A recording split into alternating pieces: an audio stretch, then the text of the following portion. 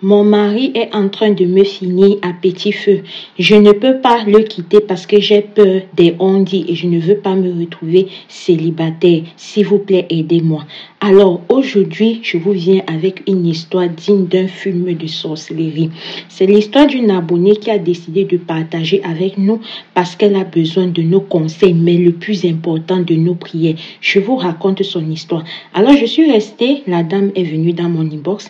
Elle m'a fait comprendre qu'elle vit une situation dans sa vie de couple qui est vraiment très compliquée. Et après analyse, vous-même, vous allez comprendre le pourquoi. Alors, elle me fait comprendre que depuis qu'elle est mariée à son mari, elle a déjà eu à assister plusieurs fois quand il faisait des sacrifices. Mais ce qui l'inquiète, c'est qu'elle s'en rend compte que de plus en plus et de jour en jour, ces sacrifices se retournent maintenant vers elle et qu'elle a peur de le quitter parce qu'elle ne veut pas les on-dit, voilà, elle ne veut pas se retrouver célibataire.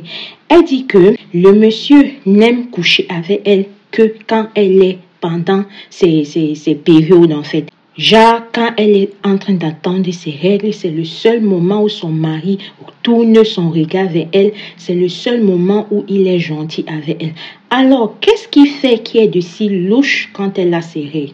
Quand elle a ses règles, le monsieur exige. Notons que la dame a des règles douloureuses. Alors, quand elle est en période de règles, le monsieur exige qu'il fasse l'amour à la terrasse ou bien qu'il le fasse dans la voiture. Ce qu'elle a trouvé de très louche, c'est qu'à chaque fois qu'ils font l'amour à la terrasse, quand il finit de faire le way, vous comprenez un peu, quand il finit de faire ça, il va s'arrêter pendant que le way est encore dedans, pendant que son bâton là est encore dedans, il commence à raconter des prières à des langues étrangères qu'elle ne comprend pas, des langues bizarres. Notons que le monsieur est Warabia et elle étant chrétienne d'origine, elle s'est juste convertie à ces religions-là pour pouvoir se marier avec le monsieur. Donc, le monsieur raconte, il fait des incantations dans une langue, il fait des incantations dans une langue qu'elle ne comprend pas, mais qu'au fond d'elle, son cœur lui dit que non.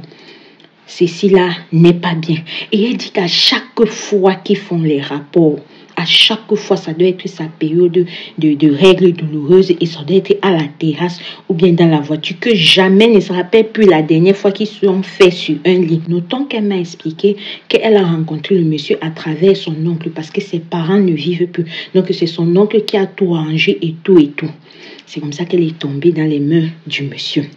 Au jour d'aujourd'hui, ça fait 1 an que ça dure. Ces pratiques ne l'arrangent plus. Mais d'une part, elle a son oncle qui menace que, genre, si tu quittes de là, tu ne viens pas chez moi, machin, notre relation familiale est terminée. D'une autre part, elle a une situation de vie confortable que le monsieur lui donne. Voilà, elle a pris goût à tous les avantages et elle ne sait pas comment faire. Elle ne veut plus se retrouver à la rue, repartir déserrée, tout ça. Et elle demande votre aide, qu'il faudrait qu'elle fasse comment. Moi, personnellement, je lui ai dit, ma chérie, tu vas suivre encore cette vidéo aussi et j'ai demandé ton consentement pour pouvoir redonner mon point de vue ici. Tu as accepté.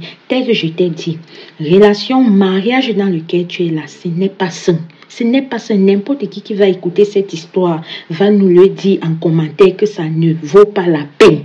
Maintenant, tu dis que tu as peur de laisser parce que quand dit-on que elle n'est pas mariée, elle a divorcé, tu n'as pas encore compris qu'au jour d'aujourd'hui, 2024, 21e siècle, on ne vit pas pour les gens. La preuve, tout ce que tu as décrit là, que je suis venue raconter, là, ça te mange toi-même, non? Pardon, qui dans ça?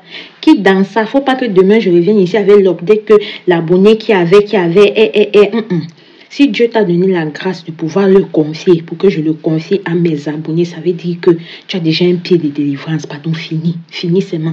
Donc, la famille, dites-moi ce que vous pensez de cette histoire en commentaire. Elle est là, elle va lire les commentaires. Vraiment, soyez bienveillants. C'est quelque chose qui peut arriver à tout le monde. Donc, on ne va pas trop être dur avec elle. Vous comprenez un peu. Voilà, je vous remercie et je vous dis à bientôt pour une nouvelle histoire.